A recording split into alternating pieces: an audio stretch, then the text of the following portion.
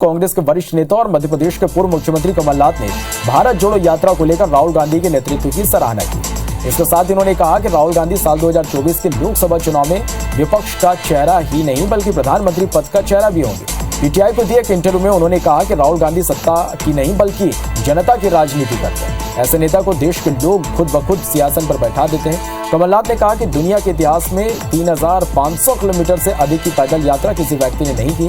भारत देश के लिए इतनी शहादत किसी परिवार ने नहीं दी है जितनी गांधी परिवार ने दी है।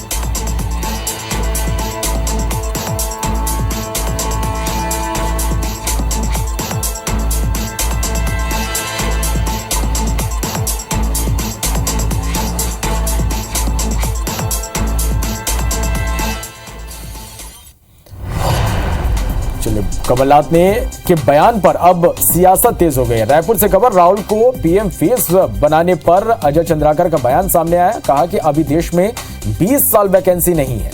सीएम भूपेश ने भी मौसम भाप लिया। अजय चंद्राकर का यह कहना है। अजय चंद्राकर पर अमरजीत भगत ने पलटवार किया। राजनीति में परिस्थिति बदली है। मंत्री भगत सत्ता की बागडोर बदलेगी। देश का नेतृत्व करने राहुल गांधी उपयुक्त हैं। कमलनाथ ने राहुल गांधी को पीएम का उम्मीदवार बताया, जिसके बाद ये बयान निकलकर सामने आया है।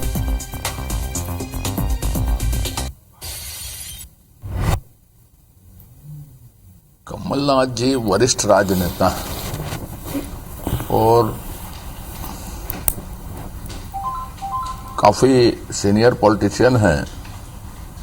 वो सारी परिस्थितियों को समझते हैं। उनको मालूम है कि अभी कम से कम 20 साल तक देश में वैकेंसी नहीं है, इसलिए नो वैकेंसी है। बयान देने में कुछ आता जाता तो है नहीं।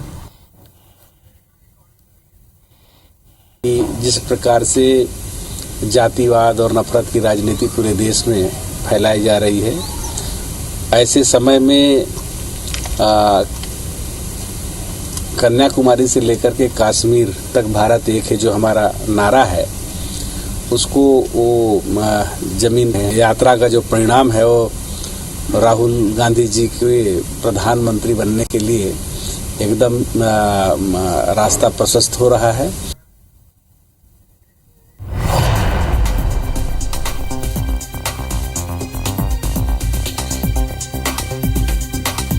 चलिए, तो आपको बता दें कि जिस तरह से पूर्व मुख्यमंत्री कमलनाथ का बयान आया और उन्होंने राहुल गांधी को पीएम का फेस बताया और उसके बाद अब लगातार इस पर बयानबाजी देखने को मिल रही है। लगातार इस पर बयान भी सामने आ रहे हैं।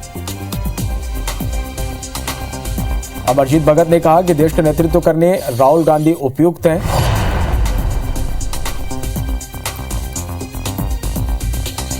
चलिए, और इस पर बात करेंगे। हमारे साथ कांग्रेस नेता धनंजय ठाकुर जी हमारे साथ फोन लाइन पर जुड़ गए हैं। तो बीजेपी से अनुराग जी हमारे साथ फोन लाइन पर है। सबसे पहले धनंजय जी, मैं आपके पास आना चाहूंगा। जिस तरह से पूर्व मुख्यमंत्री कमलनाथ का बयान आया, पीएम का चेहरा राहुल गांधी को उन्होंने बताया। निश्चित तौर पर जिस प्रकार से देश में जो अराजकता के खिलाफ कोई आवाज लड़ाई लड़ने काम करे, जनता का, किसानों का, युवाओं का, इस देश के नागरिकों का, तो राहुल गांधी जी हैं। और राहुल गांधी के नेतृत्व को जनता उस लड़ाई को लड़ने का काम कर रही है। तो स्वाभाविक सी बात है 2024 में जनता के जो स्नेह विश्वास है वो राहुल गांधी के प्रति बढ़ रहा है। तो प्रधानमंत्री जी के उपयुक्त चेहरा है। राहुल गांधी जी पढ़े लिखे एक नेता है, भावनाओं को समझते हैं, देश के प्रति प्रेम है उनका और सभी के दुख दर्द में खड़ा होते हैं। और ऐसा ही नेतृत्व इस देश को चाहिए। तो राहुल गांधी जी उपयुक्त है। इस विषय में बोलेंगे कमलनाथ जी। चलिए, आप हमारे साथ बने रहेगा। अनुराग अग्रवाल जी हमारे साथ फोन लाइन पर मौजूद हैं। अनुराग जी, पीएम का चेहरा राहुल गांधी को बताया जा रहा है, इस पर लगातार प्रतिक्रियाएं भी सामने आ रही है। आप क्या कहेंगे इस पर? देखिए, कमलनाथ जी ने कांग्रेस के पारंपरिक व्यवस्थाओं का पालन करते हुए एक परिवार विषय पे, परिवार के बारे में अपनी आस्था जाहिर की। और ये कांग्रेसियों की परिपाटी है। कांग्रेस आजादी के बाद से अगर आप लगातार देखें तो सचमुच मानसिक गुलामी के जिस दौर से ये प्रारंभ हुए, आज तक उस दौर से उबर नहीं पाए हैं। और ठीक कहते हैं कमलनाथ जी, कांग्रेस की तरफ से राहुल गांधी जी प्रधानमंत्री पद के दावेदार हैं। अब खड़गे जी के बारे में वो क्या कहेंगे, खड़गे जी और कमलनाथ जी तय करें। कमलनाथ जी राहुल गांधी जी से पूछे क्या कि वो उपयुक्त दावेदार है कि नहीं, क्योंकि कांग्रेसियों की जबरदस्त मांग, जबरदस्त चाटुकारिता, जबरदस्त प्रयास के बावजूद भी राहुल गांधी कांग्रेस अध्यक्ष का पद लेने को तैयार नहीं हुए, लेकिन कांग्रेस अध्यक्ष का अधिकार छोड़ने को भी तैयार नहीं हुए। पद के कारण दायित्व तो ले नहीं रहे हैं, अधिकार वो छोड़ नहीं रहे हैं। विभिन्न मंचों पे चाहे आप मनमोहन सिंह जी से प्रारंभ करिए या उसके पहले आप नरसिम्हा राव जी या उसके सीताराम केसरी जी से प्रारंभ करिए, इन्होंने जब जब अध्यक्ष बनाया तो कठपुतली बनाया।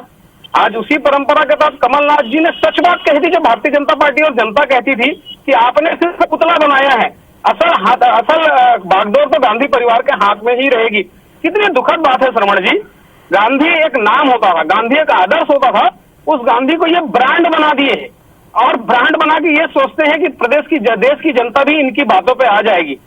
2 बार विपक्ष के लायक भी जिस जनता ने कांग्रेस को नहीं छोड़ा है, उस कांग्रेस का नेतृत्व अगर राहुल गांधी जी लेते हैं तो निसंदेह कांग्रेस की तरफ से उपयुक्त दावेदार तो वो होंगे। चलिए धनंजय जी से इसका जवाब ले ले। धनंजय जी क्या कहेंगे अनुराग जी जो आरोप लगा रहे हैं उन पर? देखिए, यही गांधी परिवार और उसके जो खिलाफ में खड़े हुए लोग है ना, जो गांधी परिवार क्या सोचता है, गांधी परिवार कभी अहंकारी नहीं है। गांधी परिवार में के नेतृत्व में कांग्रेस को 440 सीट मिला था, इस देश की जनता ने दिया था। कभी गांधी परिवार या कांग्रेस पार्टी ने अहंकार नहीं किया था। ये 303 सीट जनता इनको दिया, इनका अहंकार तो सर चढ़ के बोल रहा था, जैसे रावण का अहंकार सर चढ़ के बोल रहा था। ये प्रजातंत्र है, जनता मिनटों में बदलती है, तो ऐसा अहंकार भारतीय जनता पार्टी के नेताओं को नहीं पालना चाहिए। यही वो गांधी परिवार है जिसके 2 नेता इंदिरा गांधी जी और राजीव गांधी जी की शहादत इस देश में हुई है। और इन्होंने खुद कहा कि गांधी परिवार एक ब्रांड है, गांधी परिवार एक आदर्श है। स्वाभाविक सी बात है, गांधी परिवार देश के लिए आदर्श ब्रांड है। तो भारतीय जनता पार्टी के पास उससे टक्कर में कोई नेता है ना, तो उनके पास कुछ भी है। और हमारे खड़गे जी के बारे में बोल रहे थे, भाई हमारे खड़गे जी के बारे में हम चिंता मत करिए, हम कांग्रेस कार्यकर्ता उनके चिंता के लिए खड़े हुए हैं। आप जेपी नड्डा के बारे में सोचिए, जिसको धुतकार दिया जाता है आपके पार्टी के भीतर में, और देश गांधी परिवार को पूरे सम्मान के साथ देखता है, सम्मान करता है, उनके विचारों को अमर करता है, उनके पीछे चलता है। ऐसा कोई नेता भारतीय जनता पार्टी के पास में नहीं है। और बेहतर ये होता, ये इस प्रकार के चाटुकारिता और नरेंद्र मोदी के डर में जो बात कर रहे हैं ना, शाह जी के डर में, इनको पूरे पता है अगर ये नरेंद्र मोदी जी के खिलाफ बोल देंगे, अमित शाह जी के खिलाफ बोल देंगे, तो भारतीय जनता पार्टी में रहेंगे नहीं रहेंगे, इसी पता नहीं इनको। और अपने जेपी नड्डा के बारे में सोचे ना भाई, हमारे नेता के बारे में सोचने के लिए हम लोग सफल है, सक्षम है। हमारे यहाँ अगर कोई जनता भरोसा करेगी तो पीएम कौन बनेगा, उसके लिए हम सक्षम हैं। आप अपने पार्टी में बताइए, क्या नरेंद्र मोदी जी और अमित शाह के अलावा कोई और दूसरा हाथ दिखती है भारतीय जनता पार्टी में? क्या भाजपा के सांसदों में इतनी क्षमता है कि मोदी जी और शाह जी के खिलाफ बोल सके? सारे के सारे लोग जो है एक प्राइवेट कंपनी के नौकर और वर्कर की तरह काम करने वाले लोग हैं, भाजपा के लोग। ये क्या बात करेंगे? ये तो कभी जानते नहीं लोकतंत्र को, नीति तो कभी किए नहीं है। और आजादी के बाद आप देखेंगे इस देश के, चाहे आधुनिकता की बात कर रहे हैं, चाहे विकास की बात कर रहे हैं, या आजादी के लड़ाई की बात कर रहे हैं, पूरा गांधी परिवार समर्पित रहा है। भाजपा में तो नाखून कटाने वाले भी लोग नहीं थे आंदोलन के दौरान में। ये नहीं समझ सकते उस चीजों को। देश की जनता को पता है गांधी परिवार के इस देश के प्रति जो आस्था है, जो इसका देश के प्रति समर्पण है, ये भारतीय जनता पार्टी के लोगों से हम कोई उम्मीद भी नहीं करते।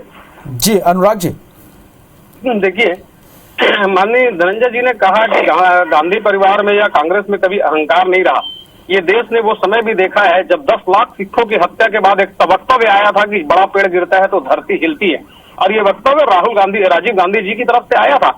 उसके पहले आजाद भारत में पहली बार वापस गुलामी का स्वाद अगर किसी ने चखाया था तो इंदिरा गांधी जी थी, जिन्होंने देश में आपातकाल लाकर लोकतंत्र का चीरहरण किया था। और जिस कांग्रेस की ये बड़ी गौरव गाथा कहते हैं, उस कांग्रेस के बारे में 2 बात करता हूं मैं। आजादी के पहले और आजादी के बाद के कांग्रेस की अगर बात करें तो आजादी के पहले कांग्रेस की स्थापना एक अंग्रेज ने अंग्रेजियों के सेफ्टी वालों के रूप में की थी, और 1916 तक 6 अंग्रेज अध्यक्ष इनके हुआ करते थे। आजादी के बाद की बात करें तो जिस इंदिरा गांधी के परिवार की गुलामी करते ये नहीं सकते हैं, उस इंदिरा गांधी ने 1969 में कांग्रेस को तोड़ा था, और उस समय कांग्रेस और बना था। इंदिरा गांधी तो कांग्रेस आर की प्रतिनिधित्व करती थी। 10 साल बाद आपातकाल के बाद फिर इंदिरा गांधी ने कांग्रेस को तोड़ा और कांग्रेस आई बनी। ये इतिहास है कांग्रेस का, जो अपने स्वार्थ के लिए अपने माता जैसी पार्टी को तोड़ देती है।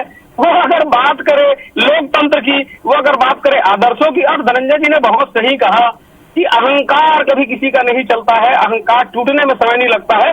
जरा धनंजय जी अपने मुख्यमंत्री भूपेश बघेल जी को बताएं, जो भेंट मुलाकात में लगातार लोगों को कह रहे हैं कि ए लड़की बैठ जा, ए तू नेता मत कर। जी अनुराग जी, मैं आपको रोकना चाहूंगा। धनंजय जी आपसे आखिरी प्रतिक्रिया कहते हैं। देखिए, भारतीय जनता पार्टी के मित्र ने बहुत सही बात कही है। 1885 में कांग्रेस के जन्म एक अंग्रेज ने किया था। उसका उद्देश्य था कि भारतीयों के खिलाफ जो अंग्रेज अत्याचार करते हैं उसमें भारतीयों को प्लेटफॉर्म मिले, और उससे लोग जुड़कर अंग्रेजों के खिलाफ आंदोलन किए हैं।